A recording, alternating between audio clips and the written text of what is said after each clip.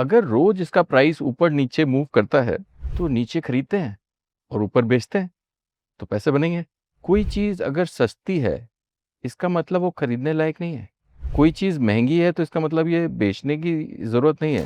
मैंने तो हमेशा वॉलेटिलिटी को एज अ एडवांटेज की तरह देखा। Human behaviour is driven by only two fundamental let's say parameters, greed और fear. So all this is just a foundation for the massive bull run which is yet to come.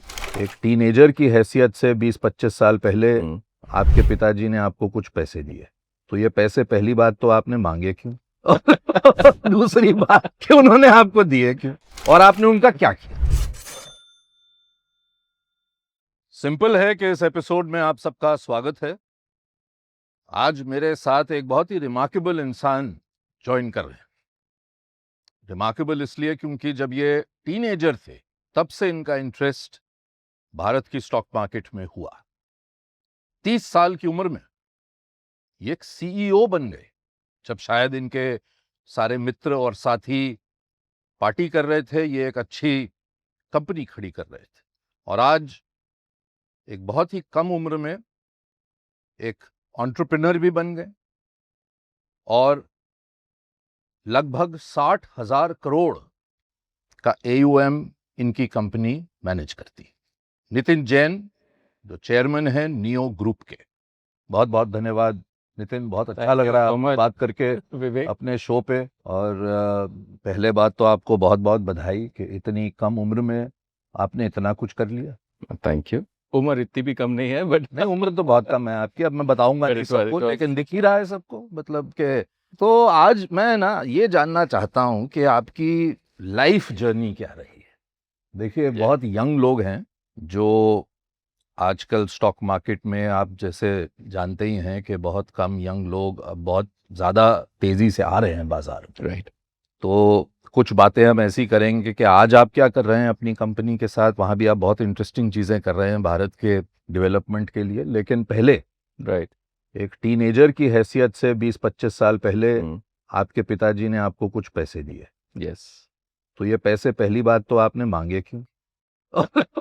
दूसरी बात कि उन्होंने आपको दिए क्यों और आपने उनका क्या किया? नहीं, एक्चुअली उन्होंने मुझे पैसे नहीं दिए थे। अच्छा। उन्होंने मुझे स्टॉक्स दिए थे। अच्छा। And he passed away long time back. तो अब मुझे जब उसके बारे में सोचता हूँ, उस एपिसोड के बारे में, तो शायद एक लॉन्ग टर्म थिंकिंग थी। वो शायद चाहते थे कि मैं इस मार्केट में इंटरेस्ट लूँ, बिकॉज हम लोग की पूरी फैमिली में बहुत से लोग स्टॉक मार्केट्स में इंटरेस्टेड रहे हैं। और बट ये बहुत ही अमेजिंग चीज़ है। As a teenager, like you said, मैं IIT खड़गपुर में उस वक्त था, 17-18 साल का रहूँगा। उस वक्त एक जो चीज़ आपको बहुत ही अजीब लगती है कि किसी चीज़ की वैल्यू रोज कैसे बदल सकती है। आप कभी अगर फ्रिज खरीदने जाते हैं तो आज आप क्रोमा में जाके देखिए, आपको जो भाव दिखेगा 1 हफ्ते, 2 हफ्ते, 3 हफ्ते के बाद जाके देखिए आपको सेम। लेकिन स्टॉक मार्केट में सेम चीज़ की वैल्यू हर रोज बदलती है। तो मेरे को उस वक्त से लगने लगा कि अगर रोज इसका प्राइस ऊपर नीचे मूव करता है तो नीचे खरीदते हैं और ऊपर बेचते हैं तो पैसे बनेंगे। Obviously it's not that simple, but I think I learned a big lesson over the next 2, 3, 4 years how the stock markets work, how the stock markets operate. And मुझे लगता है वो जो learnings थी, जो गलतियां की मैंने, जो mistakes that I made। क्या मिस्टेक्स की?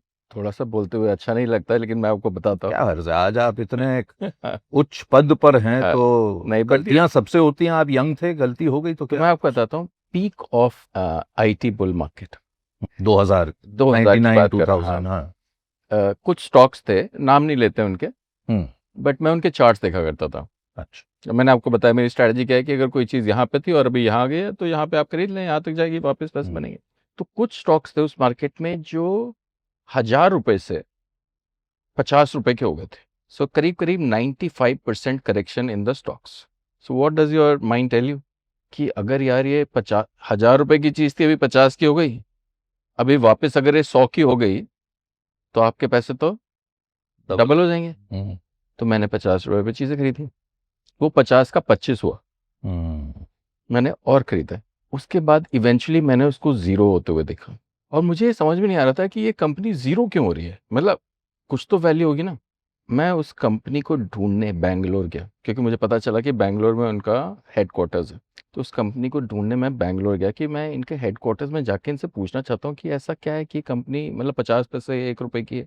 और जब मैं वहाँ ढूंढ रहा था उस कंपनी को, तो मुझे रियलाइज़ हुआ कि वहाँ तो उनका ऑफिस ही नहीं था। एक छोटी सी जगह पे लिखा हुआ था उस कंपनी का नाम, उसके ऊपर ताला लगा हुआ था।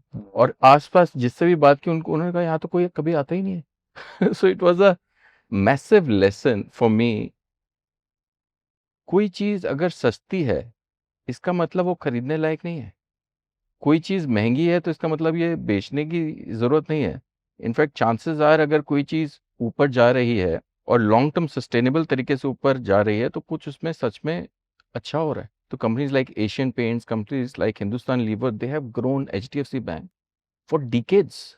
People who enter the stock markets in the beginning, वहाँ पे क्या लगता है आपको कि कोई शॉर्ट टर्म करेक्शन पकड़ लूँ मैं, या थोड़ा-सा प्रॉफ़िट बन गया तो निकल जाऊँ। So one of the grounding lessons I learned at that time, stock market और अंडरलाइंग कंपनीज़ के बीच में बहुत रिलेशन है। अगर वो कंपनी अच्छा कर रही है तो स्टॉक प्राइस अच्छा करेगा। अगर वो कंपनी अच्छा नहीं कर रही है, बंद हो गई है, तो उसका स्टॉक प्राइस ज़ीरो ही होना है। मैसिव, मतलब बहुत खराब लगा था उस वक़्त, but I think it has really helped me. पर एक लर्निंग जो आपने, बहुत हैरानी की बात है कि उस कम उम्र में मेरे ख्याल से हर एस्पेक्ट जो होता है स्टॉक मार्केट का आपने कर लिया। वेल्थ मैनेजमेंट कर ली, इन्वेस्टमेंट बैंकिंग भी कर ली, सब कुछ कर दिया। Yeah. लेकिन उस वक्त ये सोचना कि जब प्राइस नीचे आता है तो हमें खरीदना चाहिए, ये तो मैं मानता हूं कि आज भी 30 साल से पत्रकारिता कर रहा हूं और पूरे सब लोग इतनी एजुकेशन कर रहे हैं सबकी, लेकिन आज भी वही है कि प्राइस ऊपर जाते हैं तो खरीदने बैठ जाते हैं और नीचे आते हैं तो फिर बेचने लगते हैं। तो ये लगता सिंपल है जैसे आपने कहा, लेकिन आई मस्ट कॉम्प्लीमेंट यू कि इतनी कम उम्र में ये सिंपल कॉमन सेंसिकल चीज आपको समझ आई। मैं बहुत मार्केट्स ट्रैक करता था और आज भी करता हूँ। So it is a passion for me. जैसे अगर कोई चीज़ आप पत्रकारिता करते हैं इतने सालों से, तो इसमें आपकी महारत है। अगर आप कोई भी चीज़ फोकस के साथ कर रहे हैं, तो मुझे लगता है आपकी स्किल्स तो डेवलप होती हैं। उस टाइम पे भी मैं दिन में 2 से 3 घंटा तो टाइम स्पेंड करता था। नहीं, लेकिन देखिए नितिन कि आज भी अमेजॉन की सेल होगी, राइट। तो उनकी वेबसाइट क्रैश हो जाएगी भारत। करेक्ट है। तो ये समझ है हमें हाँ, कि जब कोई प्राइस कम है तो हमें उसको देखना चाहिए। वॉलेटिलिटी से हाँ, हम इतने डर जाते हैं। जब वॉलेटिलिटी आती है, थोड़ा 5-10% करेक्शन होता है, हम सब पैनिक कर लेते हैं। ये वॉलेटिलिटी को अपना मित्र या आपकी क्या सीख रही है? मैंने तो हमेशा वॉलेटिलिटी को एज़ अ एडवांटेज की तरह देखा है। इनफैक्ट आप ये सोचें अगर कि स्टॉक मार्केट में एक्चुअली में क्या हो रहा है? फंडामेंटली सारी कंपनी ग्रो कर रही हैं।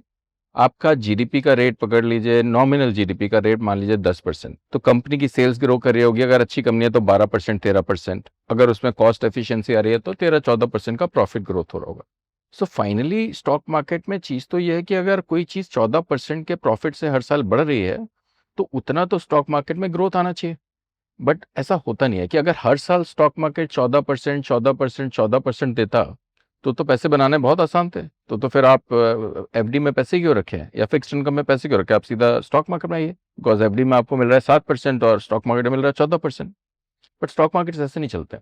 स्टॉक मार्केट विल मूव, 100 रुपए का है तो पहले 200 हो जाएगा, क्योंकि हर कोई जब 14% पे कंपनीज ग्रो कर रही हैं, तो सबको लगता है कि ये तो जिंदगी भर ग्रो करेगी, या फिर आज 14 पे ग्रो करी है तो कल 18 पे ग्रो करेगी, कल 22 पे। Human behaviour is driven by only two fundamental let's say parameters, greed और फियर। और मुझे लगता है अगर आप इसको थोड़ा सा कंट्रोल कर सकें तो आप वॉलेटिलिटी का फायदा उठा सकते हैं। अभी आप देखिए स्टॉक मार्केट अभी जस्ट 6 महीने पहले was at an all time high. उसके बाद specially mid cap small cap 25-30% correct किए।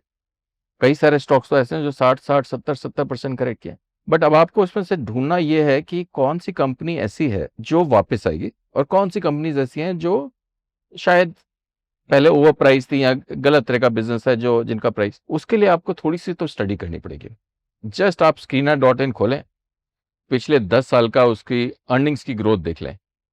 अगर कंपनी की अर्निंग्स ग्रोथ है और डेट कंपनी में कम है, हर करेक्शन पे आपको स्टॉक खरीद लेना चाहिए, क्योंकि इंडिया अगले 15-20 सालों तक we are in a bull market.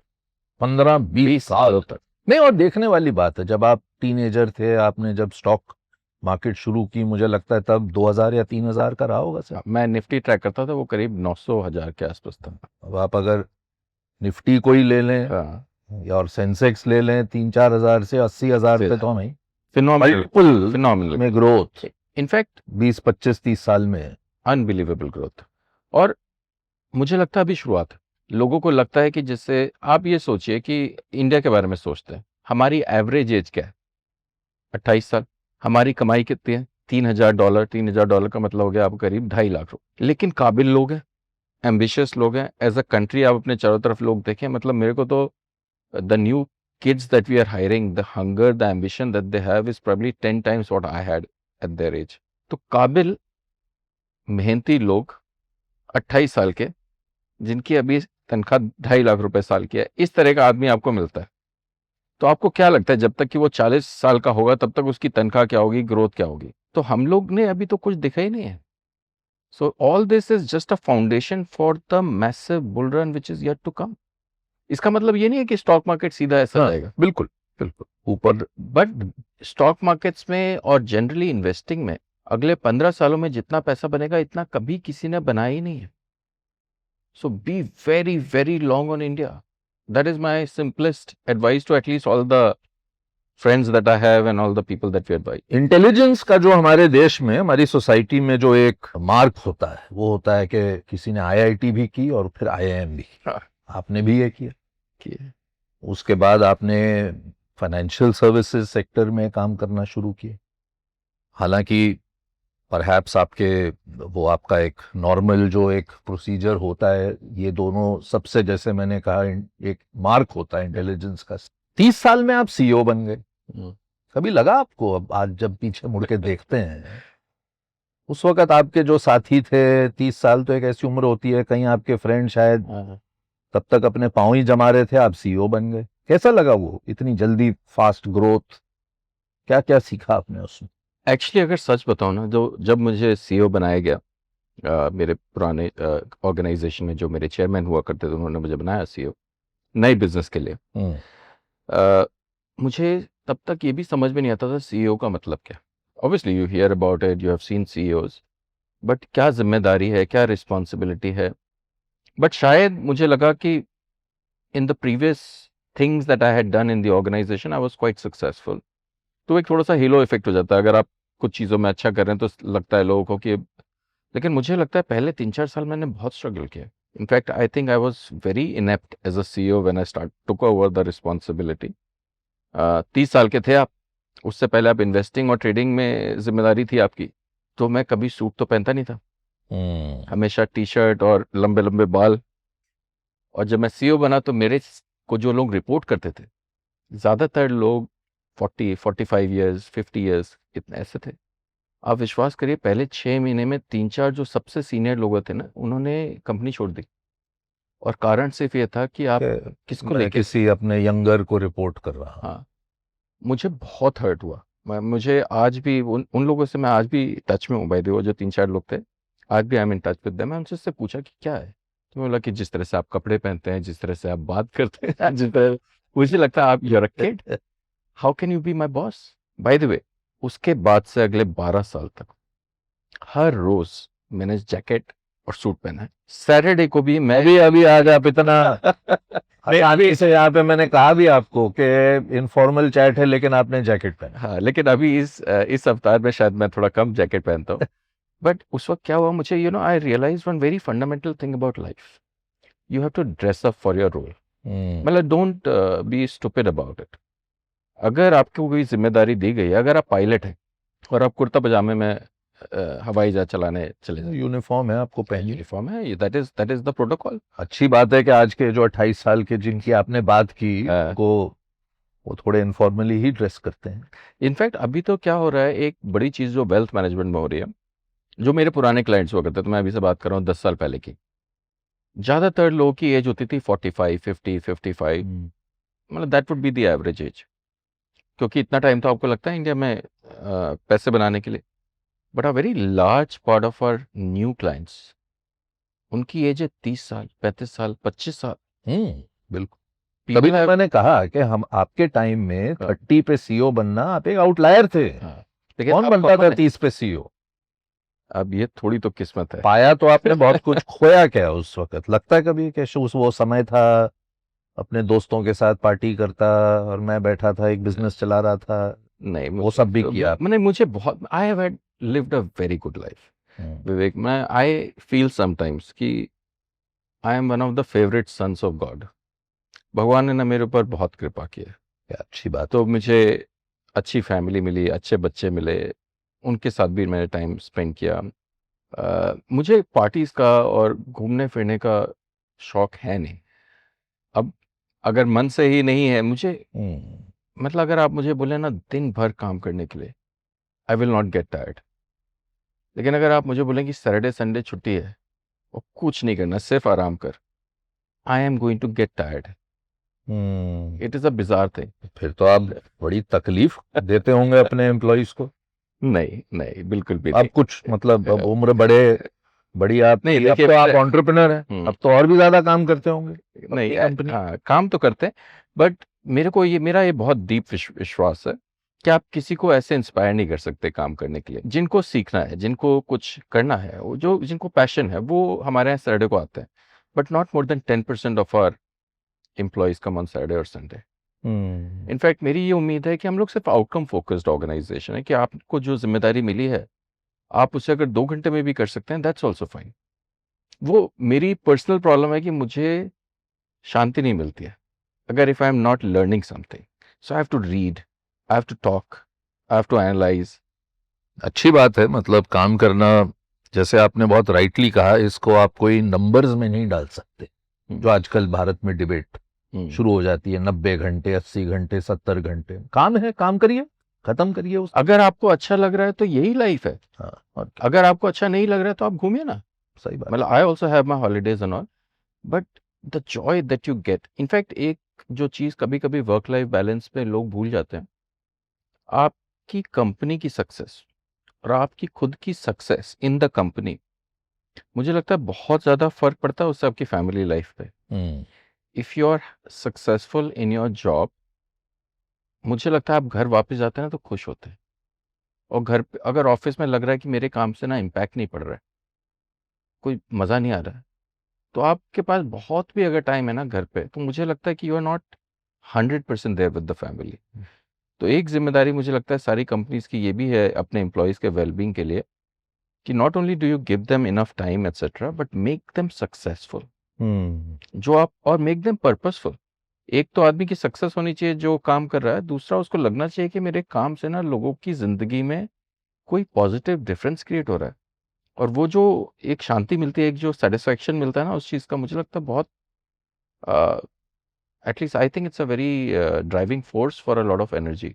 पिछली बार जब हमारी बात हुई थी नितिन, आपने मुझे कहा था कि आपका एक उस वक्त जो बड़ा फोकस था, एक आम में आप बहुत बहुत चीजें कर रहे हैं और सब इवॉल्व हो रहा है, लेकिन तब था कि आप जैसे रोड्स हैं भारत में जो बन रही हैं सड़कें, और जो एक बहुत ही बड़ी स्टोरी है, जो अनटोल्ड स्टोरी है, जिस तरह से सोलर पावर में इस गवर्नमेंट ने फोकस किया है और आप उसमें उन एसेट्स में आप इन्वेस्ट कर रहे हैं एज अ फंड, जो मानता हूं मैं कि ये देश की धरोहर हैं ये दोनों चीजें, इंफ्रास्ट्रक्चर। अब शायद आप और एरियाज में भी कर रहे हो, लेकिन इसके बारे में अगर आप दर्शकों को बता पाएं कि ये क्यों कर रहे हैं आप, इसमें क्या इन्वेस्टमेंट बेनिफिट है करने के लिए, और क्या आप इसको एक ट्रेंड देखते हैं कि आगे चल के और बड़ी होगी ये स्पेस, जिसको AIF कहते हैं, alternate investment fund.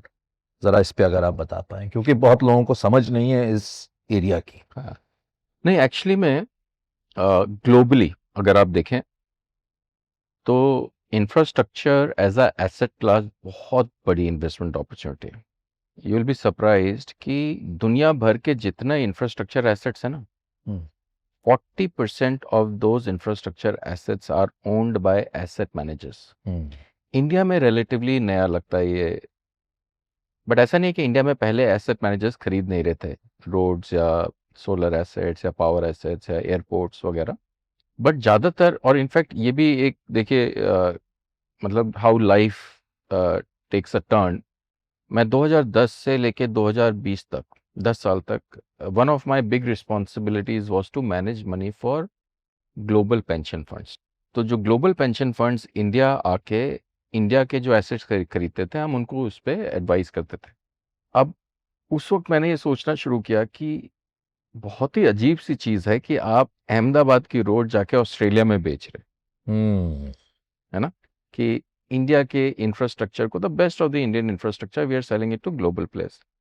And of course that brings in the global capital. और इंडिया का जो गवर्नमेंट का जो बजट है, I don't think it is adequate for the kind of infrastructure needs that we have. Correct. हालांकि this government has probably made massive commitments to infrastructure, numbers that we have never seen, and I never imagined that those numbers will be hit. But उसके बावजूद तो कि हम लोग 150 करोड़ की population है, इतना बड़ा देश है, this number is not adequate. तो आपको प्राइवेट पार्टिसिपेशन चाहिए, आपको इंडियन कैपिटल सेविंग्स भी चाहिए, रिटेल का, इंश्योरेंस का भी चाहिए, पेंशन का भी चाहिए, बाहर से एफडीआई भी चाहिए। तो बाहर वाली जो इक्वेशन है ना, मुझे लगता है फिर भी सॉल्व हो गई है। बाहर से इंडिया में इंफ्रास्ट्रक्चर के लिए पैसा आ रहा है, बट जो इंडियंस है उनका जो इतना बड़ा सेविंग्स पूल है, that has not found way to infrastructure assets. तो हम लोग क्या कर रहे हैं, हम लोग बेसिकली 10, 12, 15 रोड्स खरीदते हैं ऑपरेटर्स से, लेकिन वही रोड्स खरीदते हैं जो बनी बनाई है।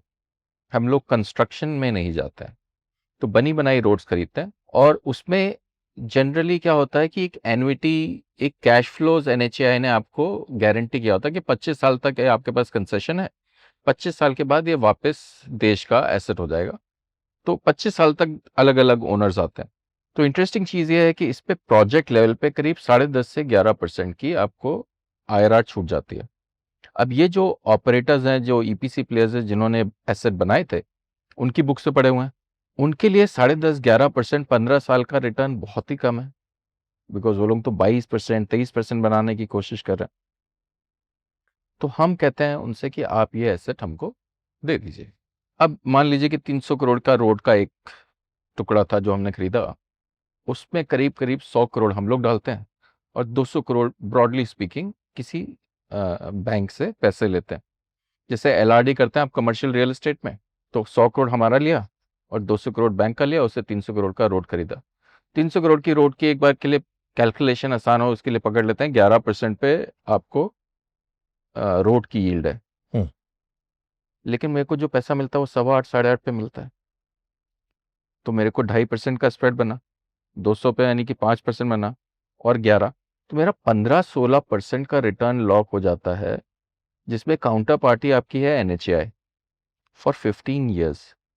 अब आप मुझे बताइए कि अगर आपको ट्रिपल ए एसेट्स है, हाँ, कोई रिस्क वाले एसेट से नहीं, आपको 15% रिटर्न 15 साल के लिए गारंटीड है, तो is it not a great investment? तो हम लोग को तो लगता है कि ये probably it's one of the best risk adjusted returns in the country. So investment case तो ये है, इसको एक स्टेप आगे भी लेके जा सकते हैं। आपके पास एक बार 10 रोड्स आ जाए ऐसे, उनको आप एक एसपीवी में डाल दें, उसके बाद उसको आप इनविट में कन्वर्ट कर दें। इनविट में क्या होता है, आप छोटे छोटे रिटेल, छोटे निवेशक भी उसमें आ सकते हैं, क्योंकि एआईएफ तो एचएनआई के लिए है। जब आप इनविट में जाते हैं तो स्टॉक मार्केट में एक्सपेक्टेड रिटर्न है आपका 10.5%, 11% ऑन द इनविट्स।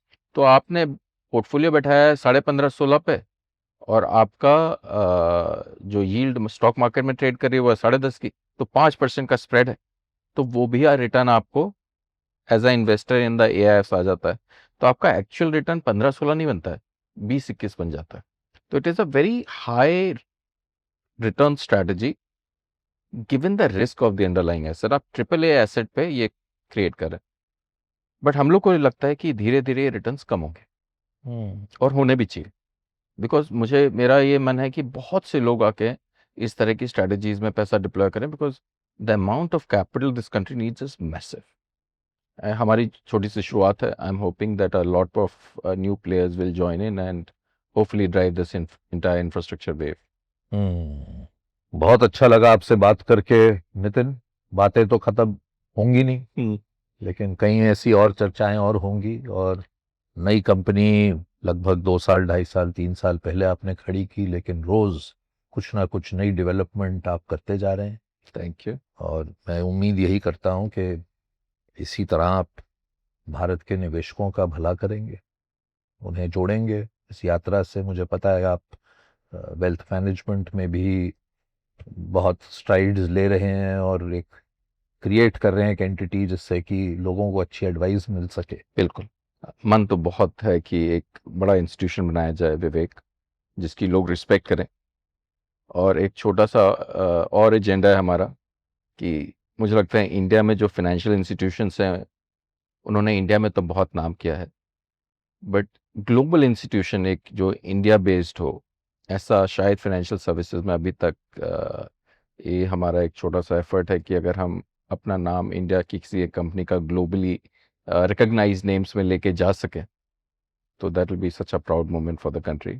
तो और Vivek, I am such a big fan of yours, thank you so much for inviting me here, it's always a pleasure. एक बहुत ही अच्छे इंसान हैं Nitin, I wish you all the very best. Thank you so much. अभी और आगे बहुत सक्सेस है आपके लिए, बहुत उम्र भी बाकी है, थैंक यू, काम करते रहिए बस। Thank you, really appreciate, thank you.